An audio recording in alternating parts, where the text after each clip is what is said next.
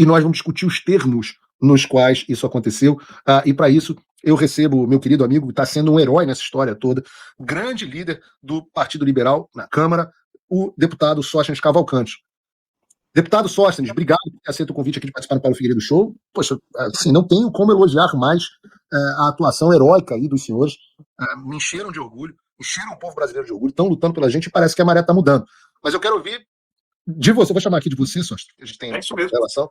Vou chamar de você, quero ouvir da sua boca o que aconteceu nesses últimos dias e onde é que a gente está, teve confusão, teve acordo, não teve acordo. Vamos ouvir direto da boca do homem. Vamos lá. Primeiro, Paulo, uma alegria. Boa tarde, obrigado. Você sabe que uma batalha não se vence, uma guerra não se vence só com uma batalha. Serão várias batalhas, teremos vários heróis, teremos vários soldados feridos ao longo dela. É uma guerra. Nós estamos vivendo uma guerra com todos os ingredientes que conhecemos em uma guerra. Eu agradeço suas palavras elogiosas, mas quero compartilhá-las com você, inicialmente, com o Eduardo, com o Porciúncula, que aí estão fazendo um trabalho brilhante nos Estados Unidos, que se a gente conseguiu algum avanço aqui, também é muito pelo trabalho de vocês aí. Então eu quero compartilhar esta palavra herói com esses 3 heróis que estão aí nos Estados Unidos, compartilho essa palavra com toda a nossa bancada do PL, qual sou líder, como também compartilho esse mesmo título com o líder da oposição Zuco, com a líder da Melhoria Carol Detone, com o líder do Novo, o líder do União Brasil e o líder do Progressistas aqui nesta casa. Também temos que dividir o mesmo título com o Senado. O Rogério Marinho, o Portinho, a liderança do Senado e todos os senadores e toda a nossa bancada de deputados federais aqui do PL e da oposição têm sido gigantes nesse processo, assim como vocês aí cumprindo a missão. Nós estamos aqui para resgatar um país que foi, na minha avaliação, sequestrado. O Brasil hoje é sequestrado por alguns membros do Supremo Tribunal Federal. Esse é meu sentimento. Triste sentimento, porque como homem público eu não gostaria de estar falando isso aqui, porque entendo e compreendo muito bem a nossa Constituição, são 3 poderes harmônicos entre si e que têm constitucionalmente seus limites, que lamentavelmente, por uma escalada há mais de uma década, o Poder Judiciário se sobrepôs sobre os demais poderes. Essa é a minha convicção. Depois de 3 mandatos, aqui 10 anos na Câmara, 10 anos e meio na Câmara dos Deputados, essas são minhas convicções.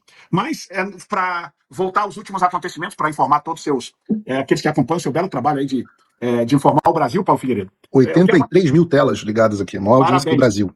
Parabéns pelo seu trabalho e a todos esses que nos acompanham neste momento e que nos acompanharão depois, acompanhando essa live. Só te dizer que nós decidimos na segunda-feira, com a liderança dos presidentes de partido, liderado pelo Valdemar, que fez contato na terça-feira, às 10 da manhã, com o presidente do União Brasil, Rueda, que foi por Zoom, e fisicamente com Ciro Nogueira. Nós precisávamos organizar a estrutura em cima partidária, porque para ir para uma guerra que nós iríamos, não dava para ir sem retaguarda do primeiro pelotão. E o primeiro pelotão, numa democracia, são os presidentes partidários. Uma vez os 3 alinhados, nós decidimos, pela ocupação das 2 casas, organizadamente, estrategicamente, depois de uma coletiva de imprensa, pós a prisão do nosso eterno presidente Bolsonaro, uma prisão injusta, ilegal. Não vou falar o que você já falou aqui para todos os seus telespectadores, que já sabem tudo que nós pensamos sobre a prisão do presidente Bolsonaro.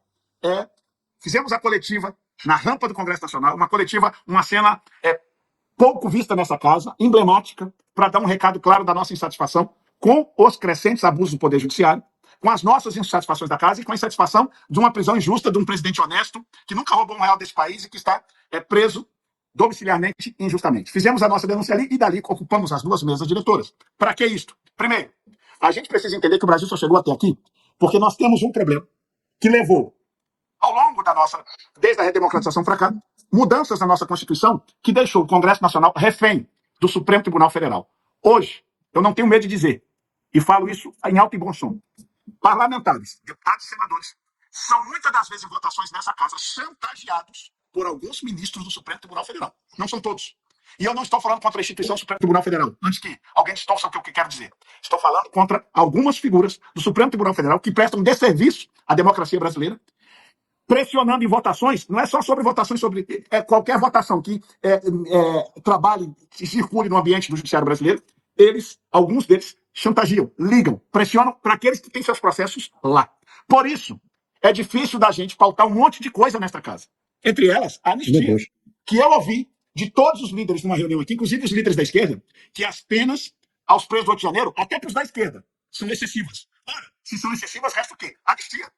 É o que diz a nossa Constituição. Porque aí os telefones começam a tocar, porque tem pressão externa. Pressão externa? Pressão de alguns ministros do STF. É assim que funciona a debilitada democracia brasileira. Falo e repito, é assim que funciona as ameaças as chantagens com alguns parlamentares. Para resolver esse problema, o que a gente tem que fazer, o Figueiredo? Mudar o foro. Tirar o foro privilegiado, que em algum momento foi pensado para uma proteção, para dar mais autonomia aos parlamentares. Então, o que nós acordamos aqui? Nós vamos votar. E aí não foi um acordo feito. A imprensa aí, algumas imprensas distorceram. Porque a gente não queria fazer ocupação para chantagear presidente de Câmara nem de Senado. A direita não é chantagista como a esquerda costuma ser. Nós somos ordeiros, nós somos da paz. Quando temos que guerrear, sabemos guerrear com tática, mas usar de uma ocupação para chantagear o presidente daqui ou lá, nós não iríamos fazer, porque não é um papel da direita isso. Nós queríamos usar a ocupação como instrumento de pressão. E para não ficar a leitura de chantagem, porque se você agir com chantagem com o presidente das casas hoje, a gente gosta ou não, amanhã nós daríamos o direito à esquerda também chantagear. E nós não somos Mas não está havendo já, Sócio, chantagem da esquerda? Não, para mim... Você acabou de dizer que há mais do que chantagem, há ameaça. Não, para mim a chantagem sim do STF. Do STF? A esquerda eu não colocaria na conta da esquerda isso. Pô, é que o esquerda e o STF às vezes parecem ser... Às vezes se misturam, concordo com você. Talvez nessa mistura você tenha razão. Mas eu foco especial, porque esquerda e direita na política sempre vai existir e é necessário. É bom. Senão vira ditadura. Nós não somos a favor, a gente quer o contraditório. Então, assim, mas a gente às vezes concorda e nem todo mundo pensa igual na direita, e graças a Deus, porque tem coisa que você fala que eu não concordo, já vi você também não concordando comigo. Este é o grande... Assim que é bom. É o princípio da liberdade, não é? Então, o que acontece? Acho que existe, sim, essa chantagem feita pelo STF. Mas nós não poderíamos fazer esse instrumento com a ocupação que nós fizemos. Então, para blindar o presidente das casas, como é que foi o acordo feito? Fizemos um acordo dos líderes, dos partidos que decidimos ocupar. Tinha comando. O comando estava aqui, os presidentes. O líder desse partido, que compõe a maioria das duas casas, decidimos que nós, na próxima semana, votaremos a mudança do foro. Vamos buscar o melhor texto para tirar as amarras, tirar as chantagens dos parlamentares, para a gente dar aos parlamentares total liberdade para votar com sua consciência. Porque hoje, muitos deles não conseguem fazê-lo. Após a gente mudar isso, votaremos em seguida a anistia. Este foi o acordo feito pelos líderes partidários. E nós então, aqui... Deixa eu entender, deputado, eu quero entender isso com precisão. Então foi feito um acordo com os líderes partidários para, na semana que vem, votar a Focas no foro? Como é que é? A questão do foro seria na semana que vem? Semana que vem. Então, quais seriam os líderes? Quais seriam os partidos? Vamos lá. Líder do União Brasil, líder do Progressistas, líder do PSD, que esteve presente, o PSD, olha que bacana. PL e Novo. PL Novo. Nós temos isso dá mais ou menos o quê? Uns 250 deputados? 250 deputados, mais ou menos. Fiz a conta, dá por aí. Mas mais nós temos gente de outros partidos, que temos gente no Republicanos, temos gente no Podemos, nós temos... E acho que uma boa construção de texto... E aí, Paulo, já vou me antecipar aqui, porque vai ter gente da direita, porque nós temos, graças a Deus, temos divergentes dentro da direita. Porque, neste momento, nós vamos ter que ser um pouco corporativo ao Congresso Nacional. Isso pode dar algum tipo de crítica e desentendimento. E eu preciso ser claro. Se a gente não tirar isso, vai ter gente dizendo que a gente vai querer proteger corrupto. Ora, corrupto para nós da direita, seja da direita, da esquerda, do centro, é corrupto, tem que ir para cadeia. Por quê? Quando você muda o foro, nós vamos colocar um aditivo para proteger a casa, que só poderá começar esse tipo de investigação, de processo contra parlamentares com a devida autorização da casa. Quando a gente vê que é um caso de corrupção, a casa não segura, o povo pressiona e a gente autoriza. A gente vai ter que colocar mecanismo de proteção para a casa. Porque senão nós mudaríamos do STF para alguma outra instância. Somente. Nós vamos ter que mudar a instância e botar proteção para que os parlamentares... Aqui nós autorizamos a investigação para que os parlamentares se sintam confortáveis com votar com a consciência. Porque, tristemente, o problema do Supremo Tribunal Federal, às vezes, se estende a outras instâncias do Judiciário. Às vezes. Não com a mesma magnitude do STF, vamos ser muito honestos. Mas, às vezes, em algumas circunstâncias acontece. Então, assim, pode ter crítica da direita e nós vamos estar dispostos a receber. Mas esse é o caminho para a gente tirar essas amarras do Judiciário. Logo depois, votar no foro, nós vamos votar a anistia. Logo em seguida, foi isso que nós combinamos. Os líderes. Esses líderes estaremos na semana que vem. Aliás, hoje eu tenho uma outra conversa com o presidente Hugo Mota, mas nós estaremos na semana que vem com os líderes. Já estamos começando a organizar o texto desta PEC, será uma PEC do fim do foro, e nós vamos votar na semana que vem para destravar o problema das amarras dos parlamentares. Eu, sem dúvida nenhuma, essa questão da própria Câmara analisar se deve ou não abrir investigações contra si mesmo vai gerar problemas. Mas esse é um problema para a gente resolver no futuro. Eu prefiro sempre o problema que a gente resolve nas urnas do que o problema que a gente não pode resolver de jeito nenhum. Parabéns, é isso aí. Na pior das hipóteses, a cada 4 anos vocês têm que renovar o contrato de vocês. O bandido daqui. A população tira o bandido daqui.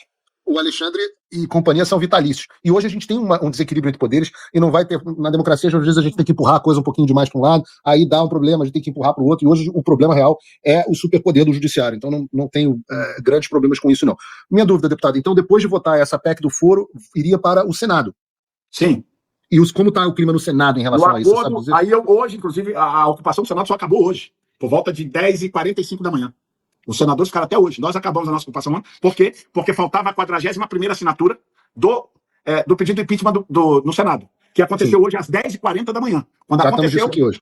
nós completamos as 41 assinaturas, os senadores ocuparam lá. Eu estava lá. E aí, nesta conversa, ontem houve uma conversa do nosso grupo de oposição, junto com o presidente Alcolumbre, com o comprometimento de que, passando aqui, é votado também no Senado a PEC do fim do foro.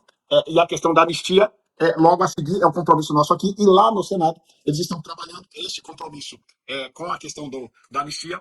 No momento aqui a gente votar aqui, começará uma nova negociação no Senado para que a anistia também seja negociado lá. O que nós não conseguimos para ser 100% dos nossos compromissos foi que o compromisso do presidente Davi Alcolumbre, nós gostaríamos de dar isso ao Brasil, porque o Brasil merece, as pessoas patriotas foram para as ruas do domingo pediram, era que a gente pudesse ter o compromisso do Davi Alcolumbre de pautar o impeachment do ministro Alexandre de Moraes. Ele não assumiu esse compromisso com os senadores, mas eu tenho convicção que com a pressão popular, com o passar dos dias, depois que a gente tirar essas duas travas, que é a PEC do fim do foro e a anistia, nós vamos avançar para o impeachment daquele que é violador dos direitos humanos, o ministro Alexandre de Moraes. Deputado, o senhor acha que a mudança do foro vai afetar o placar tanto da anistia quanto do impeachment? Tenho convicção disso. Quando você tira o instrumento de chantagem, que acontece com frequência, os parlamentares se sentem mais livres para votar com a sua consciência, inclusive para respeitar a pressão da sua base eleitoral. É uma PEC, então não teria nem que a sanção do presidente. Há um consenso, porque eu entendo que essa é uma PEC que beneficia os deputados e senadores. Há um consenso? Tem uma ideia de qual seria o placar da votação dessa PEC? Arriscaria um placar? A PEC, para mim, na Câmara dos Deputados, nós passaremos de 350 votos. Uau. Eu tenho convicção que a PEC do fim do foro aqui passa de 350 votos. Com relação à anistia, para mim, na Câmara dos Deputados, temos mais de 300 votos pela anistia. E com a PEC, uma vez a PEC passada, talvez a votação da Talvez anistia... possa até aumentar de 300 votos, você tem razão. Eu faço também o seguinte exercício. Imagine, a gente estava falando sobre isso aqui no Paulo Figueiredo Show, imagine a PEC do foro aprovada e imagine, depois disso, a anistia aprovada. O quão fortalecido fica o placar no Senado do impeachment? Aí, honestamente... Aliás, nós tínhamos problema para chegar à 41ª assinatura. Nós temos promessa de assinatura para o impeachment do ministro Alexandre de Moraes já para a semana que vem. Pelo menos mais duas. Então, assim, isso sem acabar o fim do foro. Imagina com a vinda do fim do foro, imagina com a anistia, isso vai virar uma onda. Eu tenho certeza nos instrumentos de pressão. Lógico que eu sou muito franco com quem te assiste, que o presidente Davi Alcolumbre, ele é um político, que eu fui deputado com ele no DEM, aqui. Ele é um político que, com a questão da sabatina do ministro André Mendonça, se mostrou, quando ele tem algumas convicções, ele é muito firme em não flexibilizar. Isso talvez possa ser um problema para nós lá na frente com relação ao impeachment do Alexandre de Moraes, porque ele não, tem que ser honesto, ele não assumiu o compromisso de pautar isso. Então nós vamos ter que ter muita pressão popular, muito apoio dentro do Senado, além do que a gente já tem, que é a maioria, para que isso venha a acontecer. Mas nós não vamos desistir, porque entendemos que um violador de direitos humanos não pode estar onde ele está. Deputado, nós passamos já das 91 mil telas assistindo aqui. Eu queria que o senhor usasse a oportunidade para explicar para o público qual foi o impacto. O senhor me mandou um vídeo muito bacana que me emocionou, chorei até ao ver o vídeo que você me mandou, em cima do carro de som na Avenida Paulista. Qual foi o impacto na classe política, dentro da Câmara, dentro do Senado, de ver a magnitude das manifestações desse último domingo? Isso muda o sentimento de vocês? Ou isso não, a classe política está muito deslocada das ruas, a gente não escuta, não tem impacto, tem impacto? Fala aqui para nossa audiência.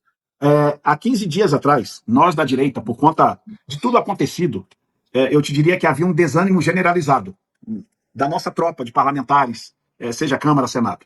O clima de 15 dias era um. O clima desta semana foi o clima que o Brasil assistiu no plenário da Câmara dos Deputados e do Senado.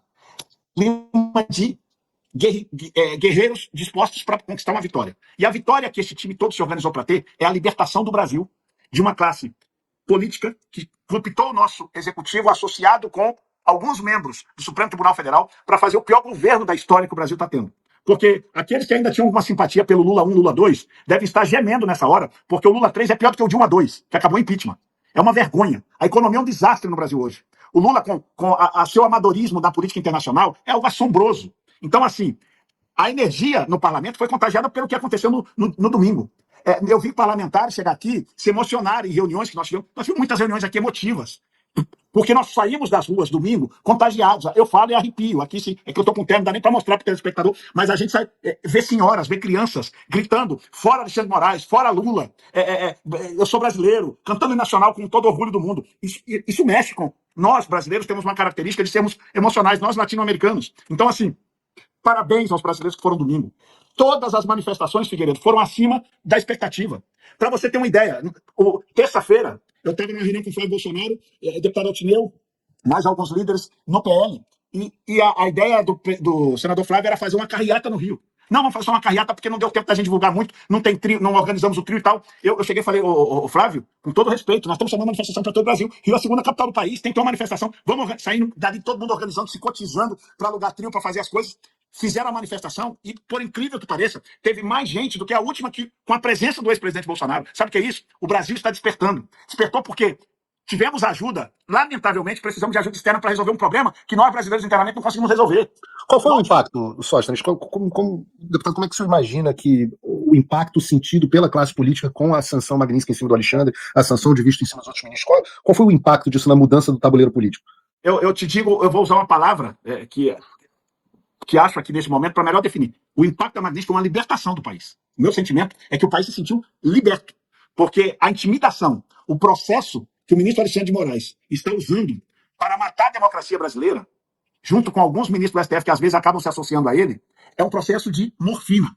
É matar o paciente sem sentir dor. Eu sei que a morfina é justamente para prolongar a vida, sem dor, mas acaba todo paciente com aplicação de morfina, em algum momento, virá óbito. Nós estamos neste processo. O ministro Alexandre de Moraes, de maneira estratégica, calculista, típico de um psicopata, ele aplicou morfina na democracia brasileira, que as pessoas estavam com medo de sair às ruas. Medo de ser presa, como a maioria foram inocentes. Pessoas que foram tratadas como bando, colocadas em ônibus para falar, vamos levar para vocês para a praça, e foram levadas para prisões. Então, assim, o brasileiro está assustado. Você sabe até agora, o Paulo Figueiredo, por que os caminhoneiros não pararam? Por medo da mesma morfina de Alexandre de Moraes, que aplicou multas infinitas em transportadoras, em caminhoneiros no Brasil afora. Eles já gostariam de ter somado conosco, não somaram por causa dessa morfina aplicada. Mas a Magnitsky chegou como a libertação do Brasil, e eu acho que a partir do domingo passado, o Brasil é outro país e a gente vai com a ajuda do povo. Não acabou, nós só vencemos, estamos começando a vencer batalhas. Falta muito. E 7 de setembro tem mais, né? 7 de setembro tem mais. E a batalha final será a eleição de 2026. Ou a gente ali acaba de enterrar o país para consolidá-lo como um país socialista, esquerdista, como a Venezuela é, a ditadura implementada totalmente no judiciário, ou em 2026 nós vamos voltar a ter alguma esperança de resgatar o nosso Brasil. Daqui até lá, muitas batalhas nós vamos passar. Hoje, nós celebramos, ontem nós celebramos, hoje estamos já organizando a mente para as próximas batalhas, mas nós temos que estar preparados. Você de casa, você que nos assiste, você parlamentar, você que nos informa, Paulo, vocês estão fazendo um trabalho brilhante aí com o Eduardo, liderado pelo nosso deputado Eduardo Bolsonaro, nosso guerreiro, que aproveita aqui, depois ele vai te assistir, se não está assistindo ao vivo, para mandar um abraço a todos os brasileiros que estão exilados nesse momento, aos presos políticos, a todos esses. É por vocês que nós vamos lutar todas as batalhas que vier até a gente libertar o Brasil da esquerda e do socialismo. Eu agradeço enormemente aqui, deputado. Parabéns mais uma vez aí pelo trabalho. Transmita, a audiência está aqui no chat, transmitindo também os parabéns, os aplausos. 92 mil telas nos assistindo. Então agradeço a participação do Paulo Figueiredo. Eu sei que o dia está corrido aí, vou deixar você voltar ao trabalho. Eu vou na comissão lá de Relações Exteriores. O Flávio está lá, nós estamos. Vou marcar. O bicho está pegando. Vaza a toga, Rolando. Vaza a toga, muitas frentes. Um abraço. Parabéns pelo seu trabalho. Obrigado mais uma vez.